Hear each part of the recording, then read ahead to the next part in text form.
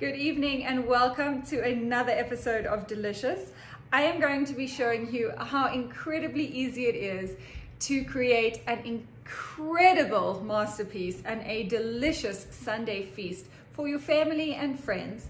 I know given the situation, you're probably going to keep it small these days, which is incredibly fine, and please trust me when I say this, I'll be doing the same. I'll be cooking for two this Thanksgiving, and we'll show you that later on in the week. However, right now I'm going to be focusing on a roast beef that is incredibly easy to make, doesn't take much prep time at all, and the sides are going to be absolutely mouth-watering and delicious as well. So I am an absolute master at creating the most spectacular sweet potato dishes. I will never use a canned sweet potato. I think that is just terrible. They are packed with way too much sugar. Your goodness is in your sweet potato, and so that is what we will be working with today. So sweet potato, all you need to do is peel it and then chop it into nice cubes, and then add it to your baking dish, and add a little olive oil, salt and pepper, some honey and rosemary, pop it in the oven and bake it. That's as simple as it is.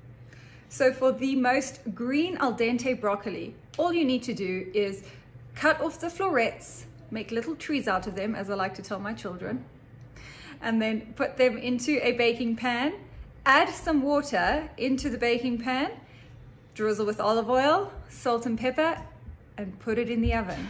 And you have the perfect crispy al dente broccoli.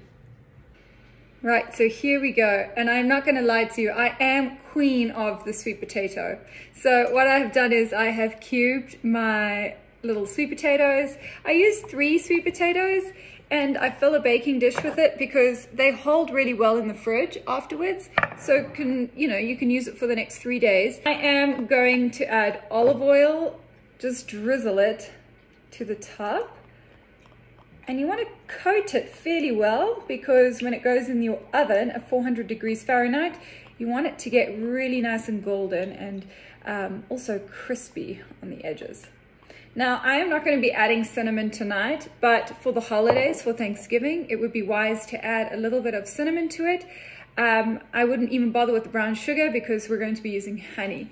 And I would suggest that you use your own local honey because it actually helps you with allergies. So I'm using a local honey that was made in Park City, actually, by a friend. So here we go, just drizzling over some of the honey. And it doesn't have to be too much. You just want to have nice ribbons of honey. And then I'll take my rosemary, just a sprig, this is a very big sprig, and pull off the leaves and add that in there for some great flavor. And I'll do the same with some thyme. Just probably use a second one just because there was so much of that rosemary. I want to even it out here. And then just a pinch of salt, maybe 2 pinches of salt. And I like to use kosher salt. It's nice and coarse and it packs a punch. I like that. And then black pepper, just grind that on. And just like that, my sweet potatoes are ready to go into the oven. And all I'm going to do is put them in the oven for about 45 minutes. At 400 degrees, they'll be beautiful, crispy on the outside, soft on the inside. I will give them a turn halfway through the baking, but yep, for the most part, you don't have to watch them. You just let them cook and they will be absolutely delicious. Right, so I am ready to prepare my roast beef. So I'm just going to drizzle olive oil over it, and I like to just make sure that there's olive oil coating all sides.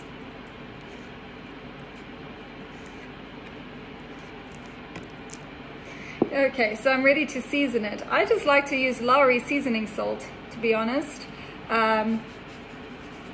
It's really tasty and great for seasoning. And then black pepper.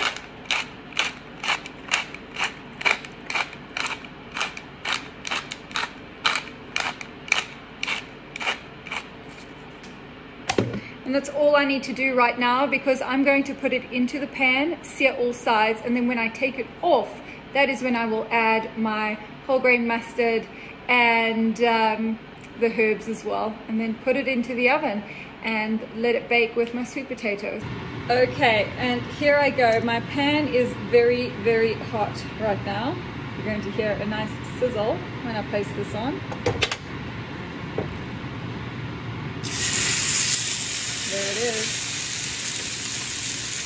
And I'm just going to leave it on searing on each side for about a minute, maybe 2 minutes at most, and then flip it over. And I want it to get a nice brown coat to it. It needs to be really, really beautifully seared before I take it off and place the other ingredients onto my roast beef. Now, don't forget that while you are cooking, you are supposed to be enjoying life. So feel free to have a glass or two of wine while you cook, because after all, it really needs to be an enjoyable experience. It shouldn't be a job. It should be something that you really enjoy doing. Find the time where you get to connect with yourself, become creative, just like doing some art project of sorts. And yep, enjoy the experience and know that when you and your loved ones get to try this, it's a feast and everyone is going to be praising you for it. Okay, so this is what I'm talking about when I say let's just sear all sides. This is what it should look like. It smells absolutely amazingly delicious. Almost want to bow down to it, and I am starving. If you are a meat lover out there, you will know what I'm talking about. So juicy and so delicious. It's a masterpiece in itself. So this is all I need to do. Obviously the meat has its own flavors. We have seasoned it with seasoning salt and pepper and olive oil, and of course that flavor just gets locked inside.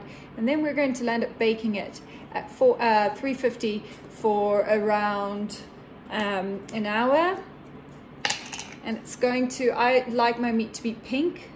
If you like it to be more on the medium well side, you may want to leave it for an hour and a half. But for me, I just like to leave it for 1 hour and have it be more medium rare. So I'm going to take garlic, and you can cheat like I am doing. I'm just using the store-bought crushed garlic, and I am just going to spoon it onto the top, and then I add the stone ground mustard. You can use whole ground or stone ground, doesn't matter. They taste pretty much the same. And I just spoon it onto there and make a nice crust. And don't be scared to use your fingers. And then on top of that, I'm going to add some rosemary.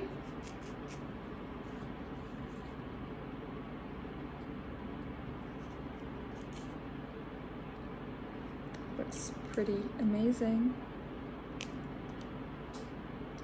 And then also thyme, and I'm not going to bother to take it off. I'm just going to set the thyme on top. It's a beautiful crust right now. And as it cooks,